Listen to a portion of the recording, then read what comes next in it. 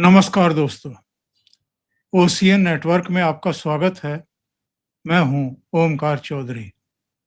पश्चिम बंगाल ने रिकॉर्ड कायम कर दिया है।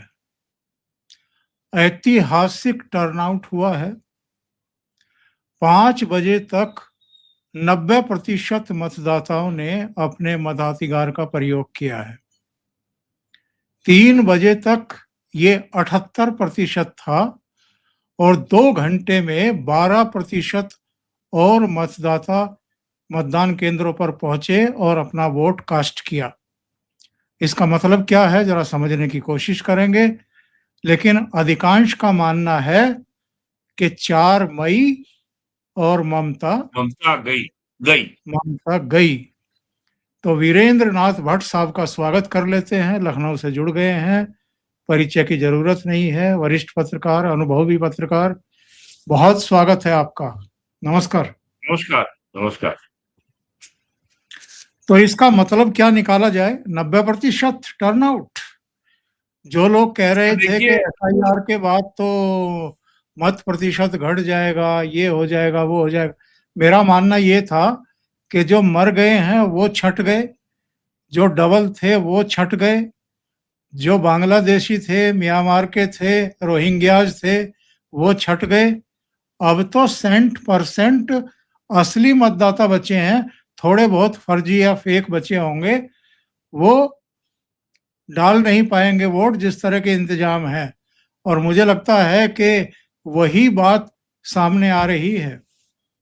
देखिए, ये भारत देश आजाद हुआ था 1947 में। और मेरा ये बहुत साफ कहना है कि बंगाल को वास्तविक सांस्कृतिक आजादी पाने में बंगाल के हिंदुओं को 80 साल लग गए। 2014 को जब नरेंद्र मोदी प्राइम मिनिस्टर बने थे, तब ब्रिटेन का, लंदन का अखबार है गार्जियन, उसने ये कहा था कि ये भारत की दूसरी आजादी है। गार्जियन एक बहुत ही इन्फ्लुएंशियल, प्रभावशाली मार्क्सवादी वामपंथी अखबार है और घनघोर anti India, anti Hindu, anti Sanatan है और प्रो इस्लामिक है। उस अखबार तक ने ये कहा था कि नरेंद्र मोदी का प्राइम मिनिस्टर बनना भारत की वास्तविक आजादी है, दूसरी आजादी है। आज मुझे ये कहने में तनिक भी हिचक नहीं है कि 16 अगस्त 1946 को मुस्लिम लीग के, जिन्ना की मुस्लिम लीग के कॉल पर बंगाल में जो हिंदुओं का नरसंहार हुआ था, और उस समय ज्योति बसु उस नरसंहार को डिफेंड कर रहे थे, जो बाद में 1977 में पश्चिम बंगाल के मुख्यमंत्री बने और अगले 25 साल तक वो मुख्यमंत्री बने रहे। उसके बाद बुद्धदेव भट्टाचार्य हुए। तो और इसी बंगाल ने डायरेक्ट एक्शन डे के पहले बंग भंग को झेला है, जब अंग्रेजों ने बंगाल के 2 टुकड़े किए थे और दूसरा टुकड़ा पहले ईस्ट पाकिस्तान बना, अब वो बांग्लादेश हो गया। और अगर ये चुनाव का परिणाम जो आज ये बताता है कि अब पश्चिम बंगाल पश्चिम बांग्लादेश नहीं बनेगा, ये पश्चिम बंगाल ही रहेगा। मुझे जो सबसे ज्यादा आज अफसोस हुआ ममता बनर्जी का, कि ममता बनर्जी का पिछले 35 साल का कैरियर मैंने देखा है। ममता बनर्जी ने जिस तरीके से सड़क पे लड़ाई लड़ करके, स्ट्रीट फाइट करके सीपीएम को सत्ता से बाहर किया था और अपनी जगह अपने दम पर बनाई थी, उस ममता बनर्जी की पार्टी की आज जो जो रणनीति थी, जो स्ट्रैटेजी थी, और जिस तरीके की एक दिशाहीन जो हिंसा उन लोगों ने आज की है, खास करके मुर्शिदाबाद में की है, आसनसोल में की है, कूच बिहार में की है, तो इतना ज्यादा इन्होंने अपने आप को एक्सपोज कर दिया। अरे मुर्शिदाबाद में तो 70% से ज्यादा मुस्लिम वोटर है। आप ही का एक बागी जो है आपका वो क्या नाम है उसका, हुमायूं कबीर। जो बाबरी हुमायूं कबीर वहां से खड़ा हुआ है, उसके ऊपर भी हमला कर दिया, जो बाबरी मस्जिद बनवा रहा है। बीजेपी की एमएलए, महिला एमएलए की गाड़ी तोड़ी गई और एक बीजेपी का एमएलए जो है सुकांत, वो जो वो सरकार का जो है दौड़ा बाबरी के गया। बाबरी मस्जिद बनवा नहीं रहा, बाबरी मस्जिद बनवाने का ढोंग कर रहा है। तो जिस तरीके से ममता बनर्जी ने आज किया है, और एक बहुत सीनियर अधिकारी थे इंटेलिजेंस ब्यूरो के, वो ये कहते थे कि इलेक्शन के समय नेताओं के मुंह से निकला हुआ एक एक शब्द आप ये समझ लीजिए कि वो गोपनीय इंटेलिजेंस रिपोर्ट होता है। नेता के मन की बात सामने आ जाती है और जब नेता संकट में होता है, तभी वो इसी तरह की हरकत करता है। और जिस तरह की हरकतें जो ममता बनर्जी पिछले 4 महीने से कर रही हैं, जनवरी, फरवरी, मार्च, अप्रैल, और ये बात आपके प्रोग्राम में भाऊ ने बहुत बार कही है कि ममता बनर्जी बीजेपी से लड़ने के बजाय सुप्रीम कोर्ट से लड़ रही है और चुनाव आयोग से लड़ रही है। आज भी वो चुनाव आयोग से ही लड़ रही थी, बीजेपी से नहीं लड़ रही थी। तो अब जो है ममता बनर्जी का और आज जो सबसे अच्छी प्रतिक्रिया आई है, जो जो कभी पटना से बीजेपी के एमपी थे, अब वो तृणमूल कांग्रेस के एमपी हो गए, शत्रुघ्न सिन्हा। उन्होंने कहा है कि नतीजे पहले से बेहतर ही आएंगे, और फिर उन्होंने कहा इंशाअल्लाह। तो उन्होंने आज अल्लाह का नाम लिया है। और एक मोहतरमा है सस्ती शेरवानी, वो कह रही है कि बस खाली मुसलमानों का वोट मिल जाए, थोड़े हिंदुओं का वोट मिल जाए, और बीजेपी और ममता की सरकार बन जाएगी। इस चुनाव का जो सबसे बड़ा निहितार्थ है, इस चुनाव का जो जो सबसे बड़ा मैसेज है, वो ये है कि भारतीय जनता पार्टी ने पहली बार 1991 में यूपी में साबित किया था कि मुसलमानों के वोट के बिना भी सरकार यूपी में बन सकती है। यानी मुस्लिम वोट न्यूट्रल हो गया था यूपी में जो है। लेकिन वो सरकार कल्याण सिंह की 1.5 साल चली।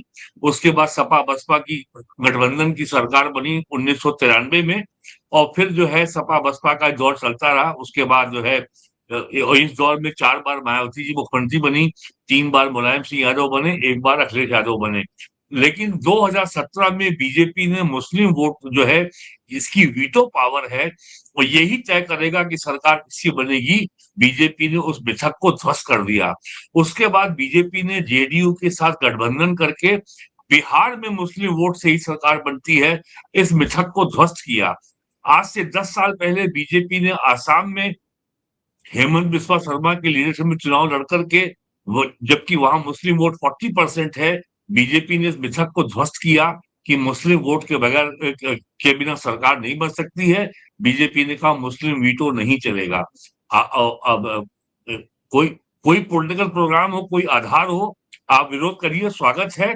लेकिन सिर्फ अंधा विरोध करना है, बीजेपी को किसी को हराने के लिए किसी को भी वोट दे देना है, ये नहीं चलेगा। बंगाल चौथा राज्य होने जा रहा है जहां पर मुस्लिम वोट का मिथक के वीटो का मिथक ध्वस्त हो गया। अब मुझे कहने में कोई शक नहीं है, मैंने 40 साल में बहुत चुनाव देखे हैं, ये मिथक ध्वस्त हो गया। और सबसे बड़ी बात यह है कि 90% वोटर टर्नआउट तब हो रहा है जब 90 लाख वोटरों के नाम निकाले जा चुके हैं, जो लोग या तो शिफ्ट कर गए हैं, या जिन लोगों की मृत्यु हो चुकी है, या वो अब जो है, या कहीं वो शिफ्ट हो गए हैं। प्लस जो बड़ी संख्या में जो बांग्लादेशी और रोहिंग्या थे, उनके नाम निकले हैं। लेकिन एसआईआर का काम अभी पूरा नहीं हुआ है। अभी भी बहुत बड़ी संख्या में ऐसे वोटर हैं जो मतदाता बने बैठे हैं पिछले 40, 45, 50 सालों से, तो उनको निकाला जाना बाकी है। तो भारत की जो सेकुलर राजनीति है, उसमें ये बहुत बड़ा ये जो बंगाल का चुनाव है, ये बहुत बड़ा इसका लॉन्ग टर्म इसके असर होंगे। और मैं अपनी बात दोहराता हूं, ये पश्चिम बंगाल को आज वास्तविक आजादी मिली है। कांग्रेस जो थी, उसको कोई समस्या नहीं थी मुस्लिम लीग से और जिन्ना से। तो उसके बाद जो सीपीएम आई 1977 में, और जिसने राज किया 2011 तक, 34 साल राज किया, वो भी मुस्लिम लीग ही थी। ममता बनर्जी ने भी कांग्रेस के सीपीएम के मॉडल को अपना लिया। ममता बनर्जी का स्वयं का कैरियर जो है कांग्रेस से ही शुरू हुआ था। कांग्रेस से वो बाहर आके उन्होंने ये अपनी पार्टी बनाई थी, तृणमूल कांग्रेस, यानी असली कांग्रेस। तो आज इसका भी जो है, इस अध्याय का भी अंत हो गया। और अब सही माने में, और आज मैंने पहली बार देखा कि बंगाल के हिंदुओं में इतना नैतिक बल आ गया था कि उन्होंने टीएमसी के गुंडों का खुल के मुकाबला किया। अगर टीएमसी के गुंडे जो है लाठियां, डंडे, बांस लेके आ रहे थे, तो वो भी जो है जो भी उनके पास हथियार था, खाली बांस के डंडे थे या लाठियां थी, उससे वो तैयार थे और मुकाबला किया, मार के लोगों को भगाया। और आज एक बात और साबित हो गई कि केंद्रीय चुनाव आयोग का केंद्रीय सुरक्षा बलों को तैनात करने का फैसला कितना दूरगामी होगा, कितना फोरसाइटेड था, कितना आवश्यक था। इतने बड़ी संख्या में सुरक्षा बलों के होने के बावजूद 2 लाख से ज्यादा मुर्शिदाबाद में जो दंगाई मुसलमानों की भीड़ थी, तो सीआरपीएफ को भी उनको काबू करने में तब पसीने आ रहे थे। और आपको ये पता ही है कि चुनाव आयोग ने कह दिया है कि जिस पोलिंग बूथ पर सीसीटीवी कैमरा नहीं चलेगा, वहां रीपोल होगा। तो जहां-जहां आज वायलेंस हुई है, निश्चित है यहां रीपोल होगा। इसमें अब कोई इसमें कोई भी इफ एंड बट नहीं है। तो अगर रीपोल होगा तो इससे जो है जो भी अगर उम्मीद थी ममता बनर्जी को कि उनको कोई इससे जो है लाभ मिल जाएगा, तो वो लाभ भी रीपोल में न्यूट्रलाइज हो जाएगा। तो ये बंगाल में ये जो काला इतिहास था, जो सेमी इस्लामिक स्टेट ये बना हुआ था आजादी के बाद से, 80 साल पूरे हो जाएंगे आजादी को इस साल 15 अगस्त को। तो और ये कितना शुभ दिन है कि जो स्वतंत्रता दिवस आता है 15 अगस्त को, उसके पहले ही जो है बंगाल को आजादी मिलने जा रही है। और जो सबसे बड़ी चीज होगी, जो अभी बातें पब्लिक डोमेन में नहीं आई हैं, कि इसके बाद जो मैसिव क्रैकडाउन की तैयारी केंद्रीय गृह मंत्रालय की है। बड़ी संख्या में जो तृणमूल कांग्रेस के नेताओं का जो हवाला नेटवर्क है, जिससे उनका पैसा आता है, और जितने भी वो जो है अपराध के कामों में जो लिप्त हैं, जो और जितनी वो राष्ट्र विरोधी कामों में लिप्त हैं, और बांग्लादेश को चाहे कैटल स्मगलिंग हो, ड्रग स्मगलिंग हो, ड्रग पेडलिंग हो, की तस्करी हो, हर संभव आपराधिक कार्य में तृणमूल कांग्रेस का कैडर लिप्त है, बड़े नेताओं समेत। तो ये सब जो है अब इसका खात्मा होगा। और एक जो सबसे बड़ा जो बात अब तक सरकार ने खुल के नहीं बताई है, कि बिहार का जो सीमांचल का जिला है, ये किशनगंज, पूर्णिया और मुर्शिदाबाद, बंगाल को मिला करके एक नया केंद्र शासित प्रदेश बनाने की तैयारी केंद्र सरकार की है, ए न्यू यूनियन टेरिटरी। और आपको ये पता ही होगा कि अभी कुछ महीने पहले केंद्र सरकार ने किशनगंज में जब लैंड एक्वायर करने की कोशिश की, एक सेना का नई छावनी बनाने के लिए, नए कैंटोनमेंट के लिए, तो स्थानीय मुसलमानों ने इसका बड़ा विरोध किया था। और जो हैदराबाद की जो पार्टी है, ऑल इंडिया मजलिस इत्तेहादुल मुस्लिमीन, जिसका नेता ओवैसी है, उसके भी वहां 2-3 एमएलए हैं, उन्होंने भी केंद्र सरकार के इस कदम का विरोध किया था। तो अब बंगाल में ये चुनाव होने के बाद, सरकार बनने के बाद, राष्ट्रीय सुरक्षा के लिए जो इतना महत्वपूर्ण प्रोजेक्ट जो पेंडिंग था, आई एम श्योर अब ये पूरा होगा। और बिल्कुल। आप होगा, अभी इसी साल सुप्रीम कोर्ट ने ममता बनर्जी की सरकार को ये आदेश दिया था कि मुर्शिदाबाद से लेके जो 400 किलोमीटर बांग्लादेश, इंडिया बांग्लादेश का जो बॉर्डर है, जहां फेंसिंग नहीं हो पाई है, फेंसिंग इसलिए नहीं हो पाई है कि पश्चिम बंगाल की सरकार उसके लिए लैंड एक्विजिशन नहीं होने दे रही है। और जी हाँ, सुप्रीम जी हाँ। कोर्ट ने कहा था कि मार्च 2026 तक आप लैंड एक्वायर करके उपलब्ध कराएं। अभी तक उस पर कार्रवाई पूरी नहीं हुई है।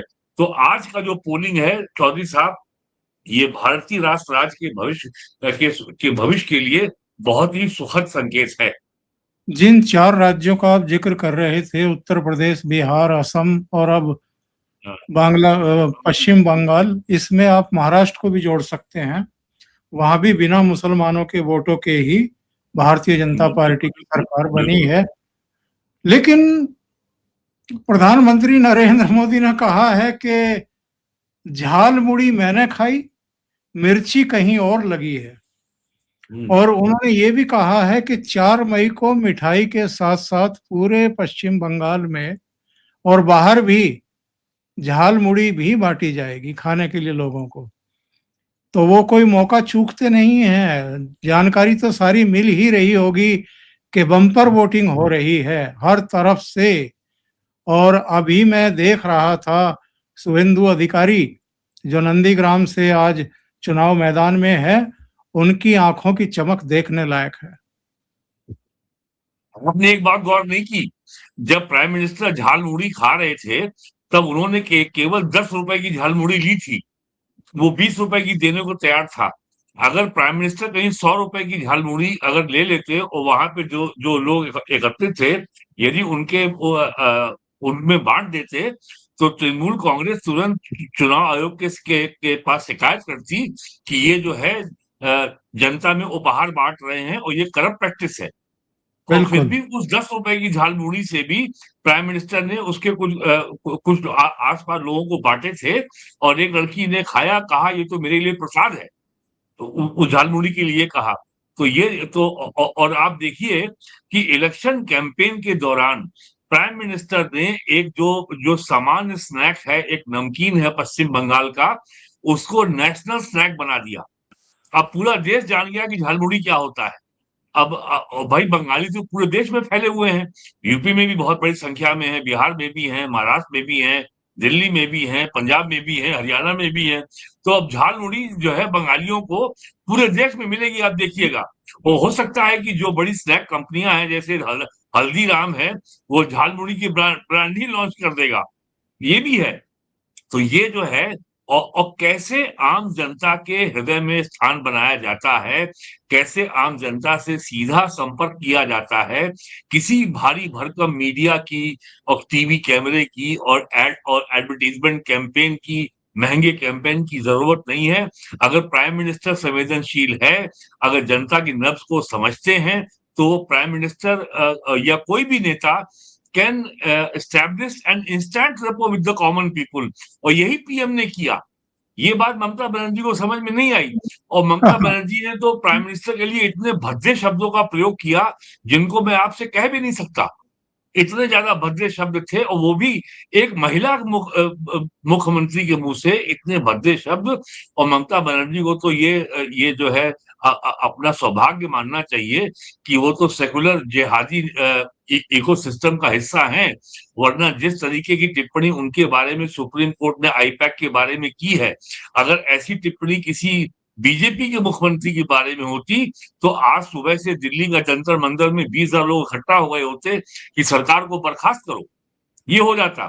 लेकिन ये ममता लेकिन बनर्जी है कि लोगों ने ठीक से उसकी खबर तक नहीं छापी अंग्रेजी अखबारों ने। लेकिन आप ये तय मानिए कि 4 मई के बाद ममता बनर्जी की मुश्किलें बेहिसाब बढ़ने वाली हैं।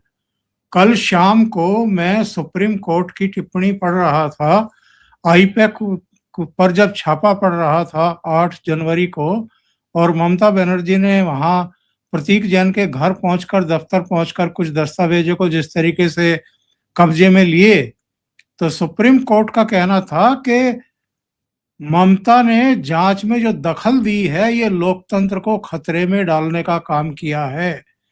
हमने सोचा भी नहीं था, संविधान बनाने वालों ने कभी सोचा नहीं होगा कि कोई मुख्यमंत्री, जांच जब चल रही हो, एजेंसियां जब जांच कर रही हो, तो वो जांच के बीच में जाकर के इस तरीके से हस्तक्षेप करेंगे। सुप्रीम कोर्ट ने तो यहां तक कहा है कि हम क्या खाली बंगाल के मामले को देखने के लिए बैठे हैं, क्या क्या हम आपके लिए अलग से बेंच बना दें। और आप देखिए, पिछले वर्ष जून में चुनाव आयोग ने स्पेशल इंटेंसिव रिवीजन की अधिसूचना जारी की थी और उसी के एक हफ्ते बाद जो है सुप्रीम कोर्ट में पब्लिक इंटरेस्ट लिटिगेशन फाइल हो गई थी। जुलाई 2025 से चुनाव आयोग लगातार एसआईआर के मुद्दे पे सुनवाई कर रहा है। पहले बिहार के बारे में, और जब नवंबर में बिहार का चुनाव समाप्त हो गया, उसके बाद से लगातार बंगाल के बारे में। और पिछले 10 महीनों में चुनाव आयोग ने एसआईआर को लेकर के एक एडवर्स इंटरिम ऑर्डर तो छोड़िए, चुनाव आयोग ने एक भी एडवर्स ऑब्जर्वेशन नहीं किया एसआईआर के खिलाफ। केवल चुनाव आयोग ने पिछले वर्ष अक्टूबर में ये कहा कि आप जो है आधार कार्ड को भी जोड़ लीजिए एज आइडेंटिफिकेशन या एड्रेस प्रूफ के लिए। लेकिन ये जोड़ दिया था कि आधार कार्ड नागरिकता का प्रमाण नहीं है, ये केवल आपके पते के प्रमाण के रूप में इस्तेमाल हो सकता है। वरना चुनाव आयोग ने तो वरना सुप्रीम कोर्ट ने एसआईआर कैंपेन का चुनाव आयोग के कदम का पूरा समर्थन किया है। और अब आप ये सोचिए कि एसआईआर ने वो काम कर दिखाया जो शायद एनआरसी के बाद भी ना हो पाता। और ममता बनर्जी लगातार कह रही थी ये एसआईआर नहीं है, ये बैकडोर से एनआरसी है। अरे एनआरसी से क्या समस्या है भाई आपको? देखिए खबर आ गई है, 89% वोटिंग अब तो रिकॉर्ड हो चुकी है। हाँ, जो भी मैंने कहा 90% हो हाँ, गया, 90% हो गया। हो गया बताइए। हाँ, खबर आ गई है ये। तो ये सब जो चुनाव हो रहा है, और सबसे बड़ी बात ये है, जिस तरीके से खड़गे ने प्राइम मिनिस्टर को केरल में गाली दी, वो गाली दी बीजेपी को कि मुसलमानों की मीटिंग को एड्रेस करते हुए कि कुरान में लिखा है कि अगर नमाज पढ़ रहे हो, अगर सांप आ जाए तो सांप को मार दो। तो अगर और फिर जोड़ा कि संग बीजेपी का आदमी आए और सांप आए तो पहले बीजेपी वाले को मारो। फिर उन्होंने कल तमिलनाडु में प्राइम मिनिस्टर को आतंकवादी बोल दिया। तो खड़गे के ये दोनों बयान इस बात को दिखाते हैं कि कांग्रेस अंदर से कितनी ज्यादा असुरक्षित है, कितनी ज्यादा इनसिक्योर है, कितनी डरी हुई है, उसको कितना डर है कि उसका बुरा हाल होने वाला है। इंडिया अलायंस का मेंबर है डीएमके तमिलनाडु में, वो सत्ता में नहीं आ रही है। वहां भी जो टर्नआउट बहुत शानदार हुआ है। और केरला में तो कांग्रेस डायरेक्ट कॉन्टेक्स्ट में है लेफ्ट डेमोक्रेटिक फ्रंट के साथ, और कांग्रेस का फ्रंट का नाम यूडीएफ है। तो कांग्रेस केरल में भी पावर में नहीं आ रही है, ये बात बहुत साफ हो गई है। और जून जून 2024 के चुनाव के लोकसभा चुनाव के बाद सबसे पहला चुनाव अक्टूबर 24 में हुआ हरियाणा में, बीजेपी की बेस्ट एवर परफॉर्मेंस। नवंबर में 24 में चुनाव हुआ महाराष्ट्र में, बीजेपी की बेस्ट एवर परफॉर्मेंस। फरवरी 2025 में चुनाव हुआ दिल्ली में, बीजेपी की बेस्ट एवर परफॉर्मेंस। नवंबर 2025 में चुनाव हुआ बिहार में, बीजेपी की बेस्ट एवर परफॉर्मेंस। और 243 सीटों में एनडीए को सीटें मिली 200 से 203, और BJP was the single largest party around 89। तो अब ये जो है पांचवा राज्य है 2024 के लोकसभा चुनाव के बाद, जहां पे इतनी शानदार सफलता बीजेपी को मिलने जा रही है। और याद कीजिए 2024 का जून जुलाई का महीना, जब राहुल गांधी और खड़गे क्या कहते थे, नरेंद्र मोदी का आत्मविश्वास टूट गया है, नरेंद्र मोदी का मनोबल टूट गया है, नरेंद्र मोदी की सरकार बहुत कमजोर है, ये सरकार कभी भी गिर सकती है, क्या क्या नहीं कहा इन्होंने। और ये पांच राज्यों के अलावा जो कांग्रेस ने अपने लिए स्वयं सबसे बड़ी मुसीबत मोल ले ली है, वो है महिलाओं के लिए सीट आरक्षण, लोकसभा में सीट आरक्षण के लिए संविधान संशोधन को जो उन्होंने पास नहीं होने दिया। लेकिन अब आज तो राहुल गांधी ने भी कह दिया कि बीजेपी आ रही है। हाँ हाँ, अगर उन्होंने कहा कि ममता बनर्जी ने पोलराइजेशन करा दिया, साफ सुथरी सरकार चलाई होती, अगर ममता जी ने बंगाल को पोलराइज नहीं किया होता तो बीजेपी के लिए रास्ता नहीं खुलता।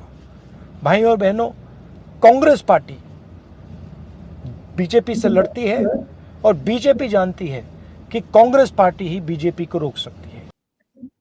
कांग्रेस मतलब बीजेपी जानती है कि कांग्रेस ही रोक सकती है उसे, मतलब वाहियात बात कहने से चूकते नहीं है। कहाँ रोका भाई, कहाँ रोक दिया? हर जगह तो पटकनी खाते हुए आ रहे हो। और क्या हिमाचल में रोक पाएंगे बीजेपी को? कर्नाटक में रोक पाएंगे? सर मैं आपको आज भविष्यवाणी कर रहा हूं, मई 2028 में चुनाव है कर्नाटक विधानसभा का, नवंबर 2028 में चुनाव है राजस्थान, मध्य प्रदेश और छत्तीसगढ़ का। चार विधानसभा ये हैं। पांचवा है आपका हिमाचल प्रदेश। इन पांचों राज्यों में जो है ये 3 राज्यों में बीजेपी है, कर्नाटक में कांग्रेस है, हिमाचल में कांग्रेस है।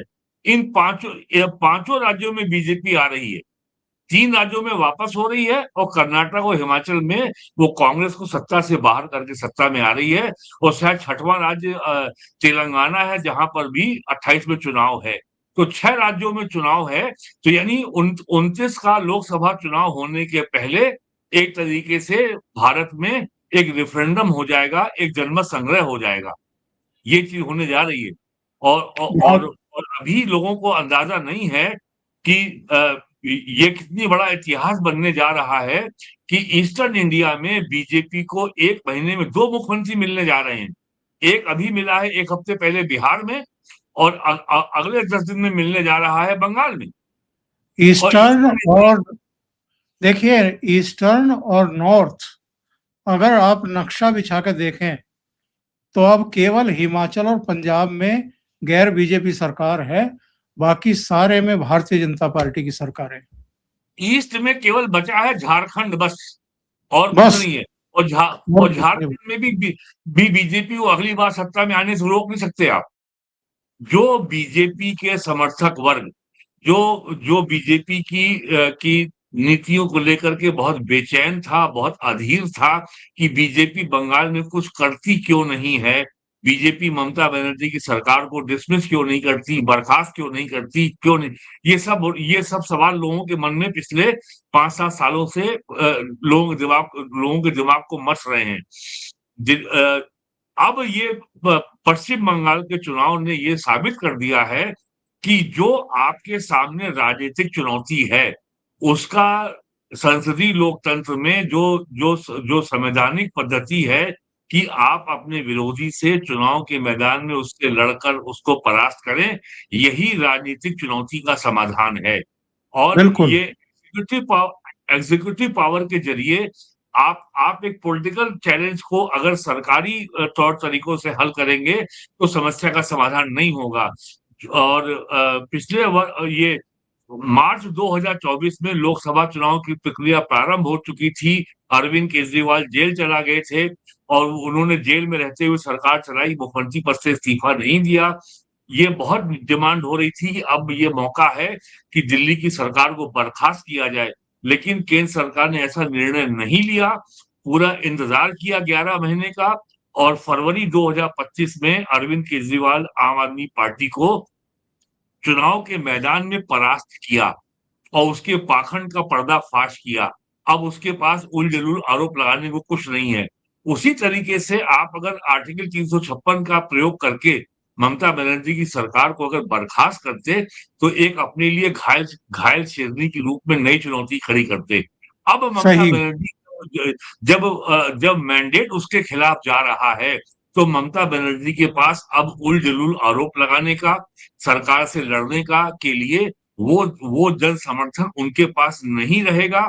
और अब उनको ये मानना पड़ेगा कि वो अब जनता का वो विश्वास उनके पास नहीं है जो 2011 में था, 2016 में था या 2021 में था। तो जनमत जो होता है, जो मैंडेट होता है, वही राजनीति में हर दल की वास्तविक पूंजी होती है। और नरेंद्र मोदी की बीजेपी ने हर चुनाव में इसी पूंजी को अर्जित किया है, जनता के बीच में जाकर के गोलबंदी की और अपने लिए जनमत बनाया, अपने लिए समर्थन जुटाया और लोकतंत्र और चुनाव के मैदान में पटखनी दी है। तो ये एक इतनी बड़ी, इसका इतना बड़ा एक संदेश है राहुल गांधी के लिए कि आप लगातार प्राइम मिनिस्टर की कबर खोद करके, प्रधानमंत्री की माता को गाली दे करके भारतीय जनता पार्टी से मुकाबला नहीं कर सकते। हराना बहुत दूर की बात है, आपको मैदान में लड़ना होगा। ये केवल सोशल मीडिया पे और अमेरिका यूरोप घूम करके भारत को गाली देने के अभियान से और नरेंद्र सरेंडर और ये सोशल मीडिया के में जो भद्दी टिप्पणियां करते हैं, इससे राजनीतिक लड़ाई नहीं लड़ी जा सकती। राजनीतिक लड़ाई कैसे लड़ी जाती है, ये इनको अब बीजेपी से सीखना चाहिए। वीरेंद्र जी, बहुत बहुत धन्यवाद जुड़ने के लिए, बहुत महत्वपूर्ण मुद्दों पर चर्चा करने के लिए। और दर्शकों से निवेदन है, आपको चर्चा पसंद आई हो तो लाइक का बटन दबा दें, वीडियो को शेयर कर लें, और अगर अभी तक चैनल सब्सक्राइब नहीं किया है तो चैनल को सब्सक्राइब कर लें। बहुत बहुत धन्यवाद। नमस्कार।